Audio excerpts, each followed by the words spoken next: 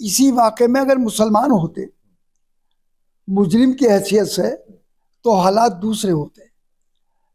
तो इसलिए ये दोरंगी पॉलिसी जो है वो अच्छी नहीं। पूरे मामले पर बीजेपी जो है वो बैकफुट पे है, वो कुछ ना बोल पा रही है ना बीजेपी के नेता। बैकफुट पे यूं है कि मुजरिम भी उनके ही है और पार्लियामेंट भी उनकी है, तो दोनों इस वजह से अब वो उनके लिए मसाला नहीं मिल रहा।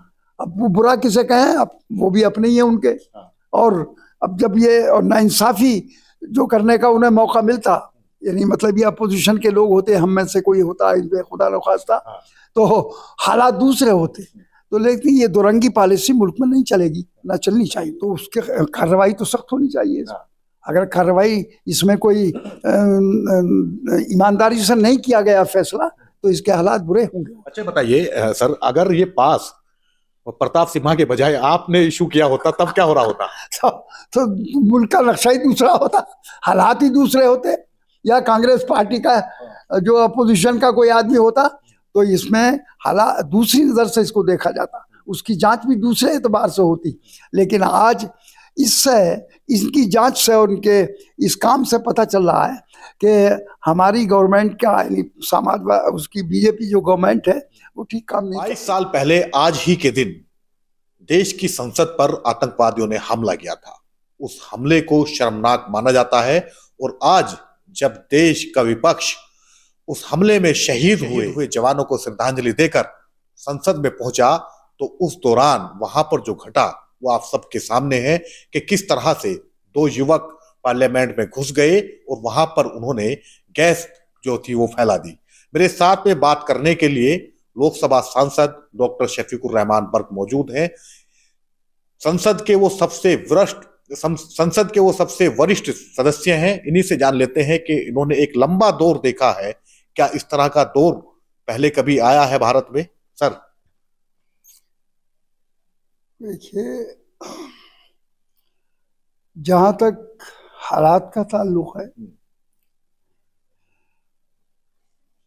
भाई वो बीजेपी तो कुछ और कहती है और अपोजिशन बहरहाल उनके खिलाफ बोल रहा है, सब कुछ कहता है। बस कमी कहाँ है? देखो, जब तक देश के अंदर इंसाफ और इंसानियत की बुनियाद पर काम नहीं होगा, उस वक्त तक देश के हालात इसी तरीके से बिगड़ते रहेंगे और उससे हमारे मुल्क को नुकसान होता रहेगा। तो आज ये वाकया हुआ, क्यों हुआ इसका वाकया? अगर इसके ही दूसरे रुख को देखिए, फर्ज कर लो खुदा न खास्ता इसी वाकये में अगर मुसलमान होते मुजरिम की हैसियत से तो हालात दूसरे होते। तो इसलिए ये दोरंगी पॉलिसी जो है वो अच्छी नहीं है। इंसानियत की बुनियाद पर, इंसाफ की बुनियाद पर हमें मुल्क को चलाना चाहिए, देखना चाहिए। वो हमारे हम हिंदुस्तानी हैं पहले, और हम अपने मुल्क को ऊंचा देखना चाहते हैं, आगे तरक्की चाहते हैं मुल्क की। लेकिन मुल्क की तरक्की जब ही होगी जब हमारे साथ इंसानियत का सलूक किया जाएगा, इंसाफ किया जाएगा, तो हालात बिल्कुल बदल जाएंगे। लेकिन आज हम इंसानियत की बुनियाद पर काम नहीं कर रहे हैं, हम नफरत की बुनियाद पर काम कर रहे हैं। तो अब ये वारदात हुई, चूंकि जो पास इशू हुआ है वो भी बीजेपी के कैंडिडेट की दस्तखत से हुआ है, और जो लोग आए हैं, बहरहाल ये कैसे आ गए, इनकी क्यों, उनकी जिब में जब ये एक वो गैस का वो था, स्प्रे, हाँ स्प्रे वगैरह था उनकी जेब में, तो क्यों उसकी चेकिंग नहीं हुई? क्यों उनको अंदर आने दिया सिर्फ इसलिए कि ये हिंदू है? और या कोई और वजह बताइए कि किस तरीके, वो अंदर कैसे घुस आया? जबकि पुरानी पार्लियामेंट थी, उसमें वो भी माहौल हमने देखा है और बहुत अच्छी पार्लियामेंट थी। इस बात नहीं है कि पार्लियामेंट को हम पूरा कह दें, पुरान वो हमारे देश की जो वो एक शान थी। और आज ये आया है तो आज ये देश का मामला इस इस पार्लियामेंट से जुड़ा हुआ है। तो अगर हमारे पार्लियामेंट को कोई नुकसान पहुंचेगा तो इसका मतलब ये है कि हमारे देश को नुकसान पहुंच रहा है। अच्छा, एक बात बताइए सर, ये तो दूसरा ही सत्र है, पहला सत्र कहेंगे इसको एक तरह से, क्योंकि पिछला सत्र तो वो तो उद्घाटन का था जी। तो ये पहला ही सत्र है, उसमें सुरक्षा में इतनी बड़ी चूक, क्या कोई भी घुस सकता है पार्लियामेंट? हाँ, तो ये तो फेल्योर ऑफ द गवर्नमेंट है। गवर्नमेंट की जो निज़ाम है, ये क्या निज़ाम है यहाँ, नई जब पार्लियामेंट बनी है तो यहाँ पर इंतजामात भी माकूल रहने चाहिए और सही चेकिंग होना चाहिए। यानी निगाह किस पर है, पाबंदी किस पर लगा रहे, यानी वो पीए जो हैं उन लोगों पर आके पाबंदी लगाई जा रही है। अब उनका क्या कसूर है इसमें? कसूर हम पाबंदी इस पर होना चाहिए कि जो आदमी जिसके दस्तखत से वो आ रहा है तो उसकी भी जिम्मेदारी है कि वो हर एक आदमी को इशू नहीं करें पास। अच्छा बताइए सर, अगर ये पास प्रताप सिम्हा के बजाय आपने इशू किया होता तब क्या हो रहा होता? तो मुल्क का नक्शा ही दूसरा होता, हालात ही दूसरे होते। या कांग्रेस पार्टी का जो अपोजिशन का कोई आदमी होता तो इसमें हालात दूसरी नजर से इसको देखा जाता, उसकी जांच भी दूसरे एतबार से होती।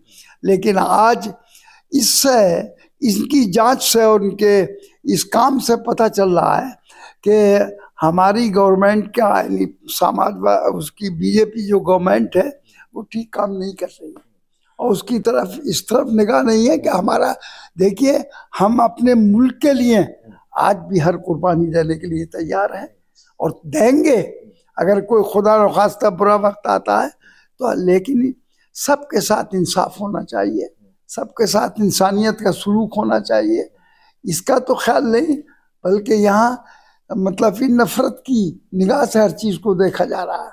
यानी सेफ्टी के अंदर भी भाई उनको क्यों नहीं देखा जब उनके जेब में एक चीज़ रखी है और उन्होंने आकर वो स्प्रे इस्तेमाल किया और सारे उसमें हालात सारे खराब हुए और धुआं और ये सब उठने लगा उसका। तो इसमें कोई भी XYZ गलती मैं करूं तो मैं भी इतना ही मुजरिम हूँ, या और कोई दूसरा करे तो वो भी इतना ही मुजरिम है। अभी तक गृह मंत्री का कोई इस पे बयान नहीं आया। विपक्ष ने जो है बाइकआउट, वॉकआउट कर दिया है विपक्ष ने इसको मानते गंभीर। तो इस पर हमें भी शिकायत है कि इसमें गृह मंत्री ने बयान क्यों नहीं दिया। वो आकर फौरन उनको देखना चाहिए था, वहां से पुलिस तो आ गई दिल्ली की, लेकिन गृह मंत्री क्यों नहीं आए हाउस के अंदर, और उनको मुआयना करना चाहिए था, उनका बयान आना चाहिए इसमें जरूर। अच्छा, ये बताया जा रहा है उसमें जो एक लड़की जो हिसार की थी, हरियाणा की, उसके घर वालों की तरफ से बयान आया है। उन्होंने कहा है कि वो बेरोजगार थी, पढ़ी लिखी होने के बावजूद बेरोजगार थी, इस वजह से वो काफी मानसिक तनाव में भी रहती थी और ये शायद उसी का नतीजा है, बेरोजगारी का नतीजा। हालांकि वो लड़की अंदर नहीं गई थी पार्लियामेंट में। लेकिन सर एक बात बताइए, क्या ये बेरोजगारी इतनी बढ़ रही है कि ये संसद का? अबे बेरोजगार है कोई नहीं है तो क्या वो मुल्क में बगावत करेगा? और पार्लियामेंट जैसी जगह में आकर वो कैसे घुस जाएगा अंदर?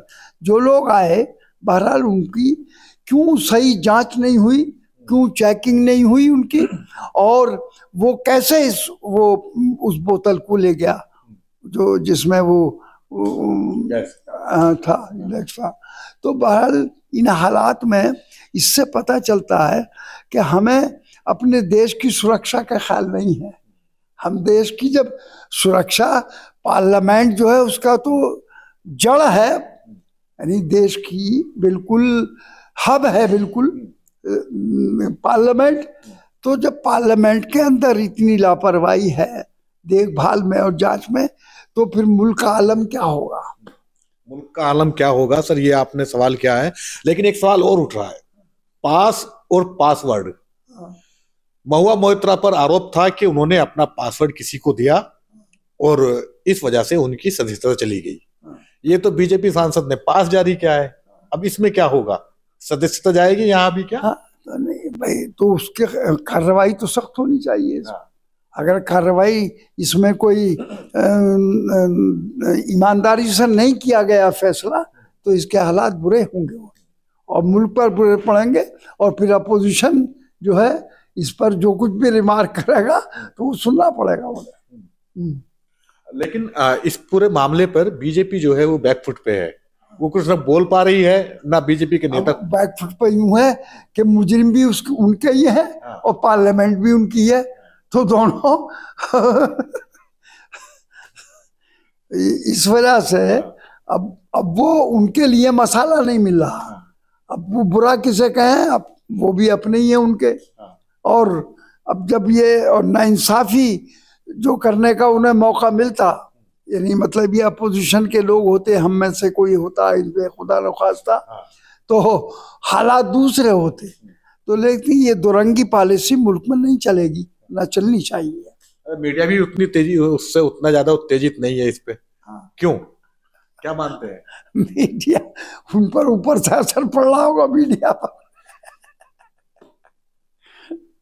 क्या क्या होना चाहिए सर इसमें, आपकी मांग क्या है? उस सांसद की सदस्यता जानी चाहिए या नहीं जानी चाहिए आपके मुताबिक? देखिए, वो सांसद का जो, अब ये मैं नहीं कह सकता कि उन्होंने ये मिलकर ऐसा किया, या जैसे कि आमतौर से जो यानी सांसद जो है अपने हाथ से पास शुरू करते रहते हैं, तो वो उनको धोखा हुआ क्या हुआ, या जानते नहीं थे क्या नहीं थे। तो अब सदस्य का मामला जब आएगा, जब ये वो भी इसमें शामिल हों साजिश में, अगर वो भी इस साजिश में शामिल है, उन्होंने जो उसको मेंबर यानी पास बनाने के लिए लिखा, तब तो सदस्य नहीं रह सकती उनको।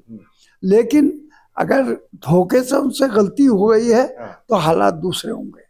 हालात दूसरे होंगे। लेकिन अगर यही विपक्ष का सांसद होता तब, और ये होता तो उससे कुछ भी होता, कितनी ईमानदारी से यानी कितनी गलती से वो काम होता, लेकिन वो सच्चा समझा जाता। और अगर ये शफीकुर रहमान बर्क होते तब तो वो मुझे फांसी लगवा देते। तब तो मुझे फांसी लग जाती। अगर ये पास जो इशू किए हैं, जिस पास के को आधार, जिस पास पर वो 2 युवक पार्लियामेंट में घुसे थे और वहां पर जाकर उन्होंने नारेबाजी करते हुए गैस छोड़ी, जिससे पार्लियामेंट में धुआं हो गया, सदन को स्थगित करना पड़ा और विपक्ष को उसका वॉकआउट करना पड़ा। इसके बाद ये कहना है समाजवादी पार्टी के लोकसभा सांसद और देश की संसद के सबसे वरिष्ठ सदस्य डॉक्टर शफीकुर रहमान बर्क का, इनका मानना है कि जांच प्रक्रिया पूरी होनी चाहिए। अगर उस सांसद का जिसके पास पर वो लोग वहां पर पहुंचे थे, अगर वो दोषी पाए जाते हैं तो उनकी सदस्यता भी जानी चाहिए, लेकिन उससे पहले जांच प्रक्रिया पूरी होनी चाहिए।